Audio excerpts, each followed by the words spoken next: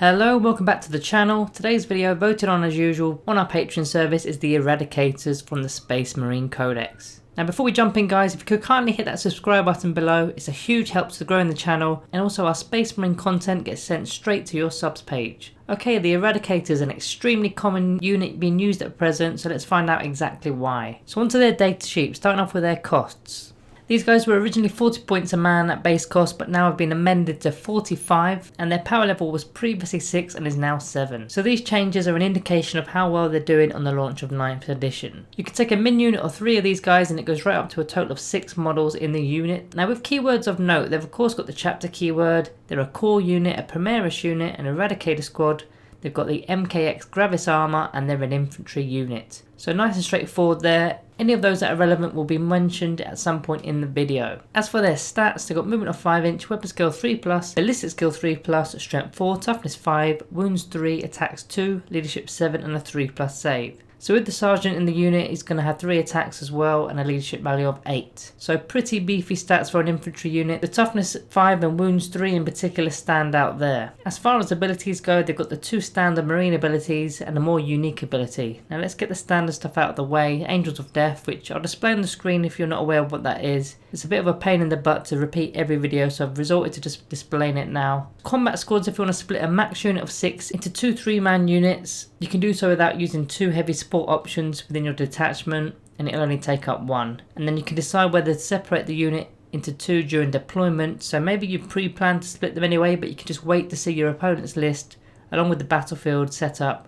before finalising your decision. The unique ability they've got is Total Obliteration. Now in your shooting phase, each time the unit is selected to shoot, if it's not advanced this turn, it can unleash Total Obliteration. If it does, you select an enemy unit, then models in your unit can shoot twice per that phase at that particular enemy unit. So basically you can shoot twice if you don't advance, and you don't really want to be advancing with these guys unless you're severely out of range. Of course you're going to aim your shots at one unit, but it is making clear that you can't finish the unit off and then use the ability to target a new unit, and it's also removing the ability to split fire, which would be way too much as it's already quite an insane ability. Moving into the important part of the video, which is the Wargear section. Now every model is equipped with a bolt pistol, a melter rifle and then the frag and crack grenades. Now you may as well ignore the grenades. You're always going to be using your big guns here. I'll display them on the screen as they're still part of the data sheet. I'll also display the bolt pistol, which you're only going to really see that in combat as it can be shot in engagement range. So right onto the juicy stuff, you've got the melter rifles. 24 inch range, assault 1, strength 8, -4 AP and the damage is D6. And if you fire within half range,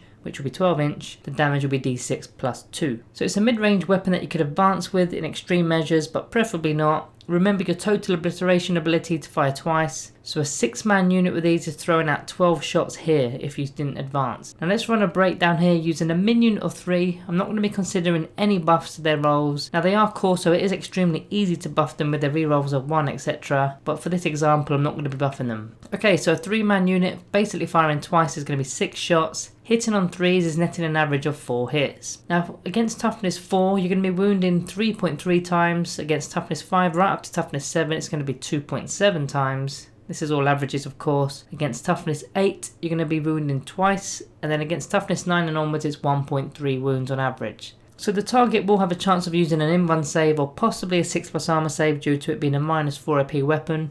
Now in the tactical doctrine however it will become a -5 AP weapon, so then it would be purely in-1 saves or straight to the damage roll. Each damage roll being a D6 or a D6 +2 if fired within 12 inches, meaning a minimum of 3 if you're doing it within 12 inches. And that's all per wound that gets through. So if fired this at say Marine Intercessors, you can expect 3 dead models there. Against Marine Terminators it's more of an average of 2 dead models. Now infantry aren't really the main target as the damage is too high for that, although Terminators with 3 wounds isn't the worst option. Death Guard Terminators in particular with disgustingly resilient are also not the worst choice. Now when targeting units with a lot of wounds such as a monster or maybe a tank, then the average damage is 9.3, and if you're within 12 inch range then that damage goes right up to 14.7. And that's not to say that you'll definitely get those. This is a dice game after all. And on a D6 roll in particular it's extremely swingy, but you do have command rerolls at your disposal throughout the game to try and increase the damage you roll. So there are some options here that you can switch in. The first is all models in the unit can have their melter rifle replaced with 1 heavy melter rifle each. This upgrade is 5 points per man. So it's similar stats as 24 inch range, heavy 1, strength 8, -4 AP and the damage is D6 +2. and if you fire it within half range it's going to be d6 plus 4 damage. So effectively the same weapon, except it's now a heavy weapon, so moving with it will incur a -1 to hit penalty, and obviously you're not going to be advancing with it. Also, you're guaranteed a minimum of 3 damage. If you're within half range it's going to be d6 plus 4, which is now a minimum of 5, with potential of 10 damage per wound. So in regards to aiming at those infantry units we mentioned earlier, nothing changes there. It's still 3 dead intercessors or 2 dead terminators. Again, this shows that they aren't really your prime target. Now it does change when you're firing it against vehicles. Now your damage is 14.7 at full range and a whopping 20 damage within half range. So this is even starting to take out Lord of War units in a single shooting phase. And that's only a minimum unit as well with no buffs. I'd probably always take this weapon over the melter rifle, but you do sacrifice a bit of precision if you need to move the unit. The other upgrade option is for every 3 models in the unit, 1 Eradicator melter rifle or heavy melter rifle can be replaced with 1 multi-melter.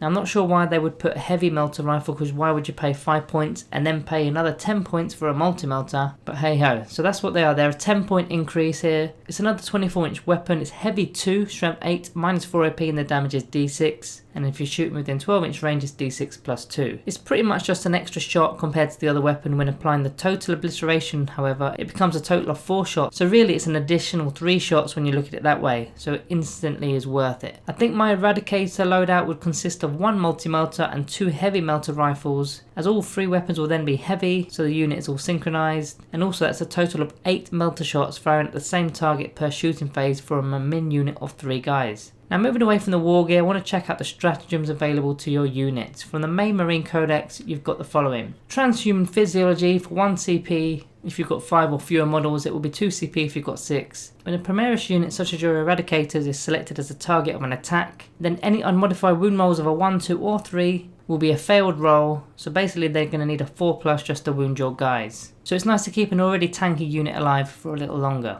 Unyielding in the face of the foe. Use the stratagem in any phase with an MKX Gravis unit from the army that is selected as a target of an attack. Until the end of the phase, each time an attack is made with a damage characteristic of 1 to your Eradicators, then you're going to add 1 to your armor saving throw for that attack. So effectively you're getting a 2+ armor save for that phase on damage 1 weapons. Now between this and the transhuman physiology, I feel like you block both types of weaponry from reliably wounding your models, 1 for high damage weapons and 1 for low damage. Uncompromising fire for 2 CP, using the shooting phase on your infantry unit, you can basically perform actions and still fire without the action failing. As the unit is quite tanky, this can be used to successfully get your secondaries done and obviously still fire. Steady advance for 2 CP, which means you can make a normal move and still be considered remaining stationary, so this is going to be really useful for your heavy weapons in particular, to not incur a -1 to hit penalty. Adaptive strategy for 2 CP will turn on all the doctrines for a round. I mean, you're already on -4 AP, so it might not be that useful, but maybe there's some larger models on a 2+ save with no invuns, such as a Land Raider,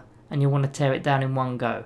Auspex Scan is next for 2 CP. Use the stratagem at the end of the reinforcement step of your opponent's movement phase. You select an infantry unit that is not within engagement range of an enemy unit, and then you can shoot as if you were in your shooting phase to the target that's came on the board, as long as they're within 12 inches of your unit. So this one of course is crazy overpowered right now, especially if you can use it with your Eradicators. But even if you don't use it, it's the fact that you can use it, so therefore your opponent won't bring reserves within 12 inches of a lot of your units nowadays. So it's almost like having an infiltrator squad around you without having to actually pay for one, or paying for the stratagem either. Next we're going to look into the tactics, starting off with some ideas of getting them into range. You can select either of the repulsor tanks as transport options. Now the Executioner will only allow for 3 models to enter due to the MK Gravis armor, but both however are quite pricey tanks. However, you could save yourself 300+ points by using strategic reserves. Now for 1 CP for a 3-man unit, or 2 CP for a unit consisting of 4 or more models, you can place them into reserves and simply bring them on off a table edge from turn 2 onwards. This not only ensures that you're the nearest you can possibly be to your prime targets, but also ensures that they're not going to be shot off the board before you can even get to use them. Now unfortunately, when they do enter the board, they're going to be considered to have moved, so that if they've got heavy weapons it's going to be a -1 to hit that turn, but they could move into say a terrain feature for protection, or maybe bring a character alongside them to buff their hit rolls, or just use the steady advance stratagem to still hit on 3s. Alternatively, have a character meet your guys at the location you want to enter the battlefield in. So maybe a deep striking captain with Terminator armor, or a chaplain on a bike for example. So once you've established your point in entry, they pretty much have one task: delete a unit.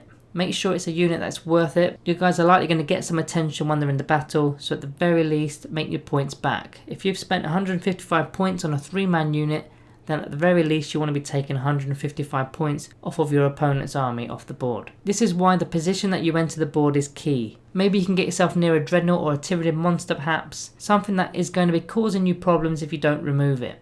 As you're the one that ambushed your opponent, they will have to now spend a lot of their turn dealing with your Eradicators to ensure that you don't repeat what you've just done to them. So now it becomes a great distraction unit, which is then going to help all your other units get into better positions, which will really start to put the pressure on your opponent. Now if you did choose to deploy them in the game from the beginning, within your own deployment zone, then being in cover is vital and screening them off is just as important. Make sure they're within reroll buffs with characters. Now we'll go over this later in a little bit more detail in the unit synergy section. Taking a look at some synergy within the codex, bringing the chapter keyword into play here. So these guys can be taken in any chapter, which is great for all Space Marine players collectively. Starting off with Dark Angels. They've got their Grim Resolve, which is a +1 to hit if the unit remains stationary, which is incredible. Especially with those heavy weapons when you're not really going to be moving anyway, so it's going to be hitting on 2s. White Scars have got Lightning Assault, so they can advance and fire their Melter Rifles without the -1 to hit penalty, although this will mean they can't use the Total Obliteration ability, unfortunately there. Crimson Fists have no matter the odds, so if your unit is outnumbered by 5 or more models, then you can fire weapons at a +1 to hit, so you'll be hitting on 2s. And because your unit is quite small, this shouldn't be that difficult. They've also got the Legacy of Dawn as their super doctrine, so whilst the Devastator doctrine is active, each time a model with this ability makes an attack with a heavy weapon against a vehicle or building, the strength of the weapon is 7 or more, which it will be because it will be an 8, then you add 1 to the damage. So these weapons are already doing a lot of damage as it is, so adding 1 more is just as sweet. Ultramarines have the fall back and shoot with Codex Discipline, and more importantly they've got Signs of Guilliman, which is whilst in the Tactical Doctrine, models with this ability that moved in the movement phase that did not advance or fall back can make attacks with their ranged weapons as if they'd remained stationary that turn. So this is going to really aid those heavy weapons in particular because you can move and still fire without any penalties. Salamanders have Forged in Battle, so get to reroll a single wound roll per turn and also tank -1 AP weapons, making them become 0 AP weapons. Also their super doctrine is Promethean Cult. Whilst the tactical doctrine is active, when resolving an attack made by a flame weapon or a melter weapon, then you're going to add 1 to the wound roll. So most of the time you're now wounded on 2s, even against toughness 7 units. So that's the basic chapter synergy. There's obviously tons of stratagems within each supplement too. As far as unit synergy goes, there's a warlord trait in particular that caught my eye to aid your unit, which is the Rites of Battle trait. It's an aura that grants core units objective secured. So if you did use strategic reserves and came in with your warlord perhaps, then stealing an objective can be fairly simple. Unless of course you're going up against a large horde unit, then I'd avoid it like the plague. But that's not your fight. Find a better location. Then you've got all the usual suspects here, captains and lieutenants to buff the rerolls of 1s to hit and to wound.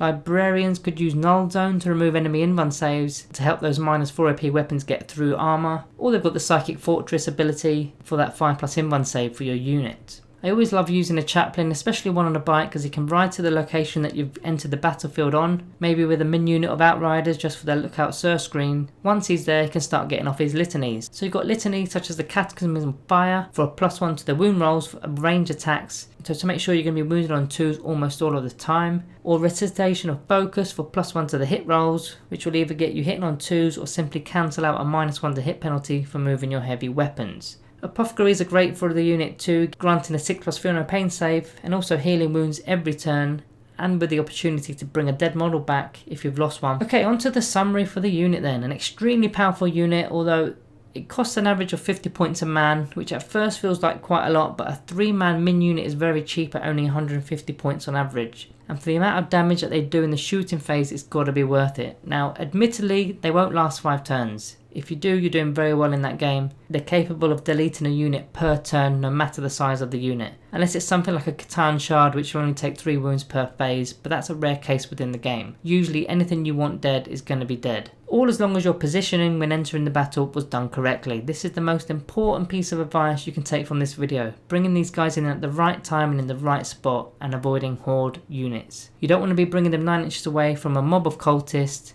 as you're going to get battered to death by those strength 3 clubs.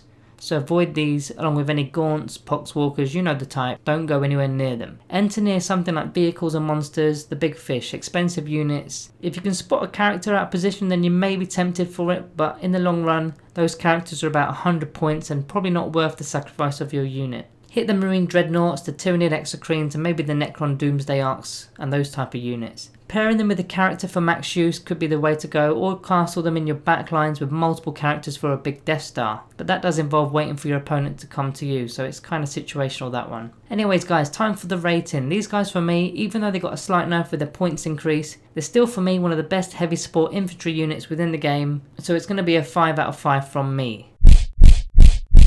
Don't forget to subscribe if you're new guys, and drop a like on your exits. Thank you all for watching, and I'll see you in the next one.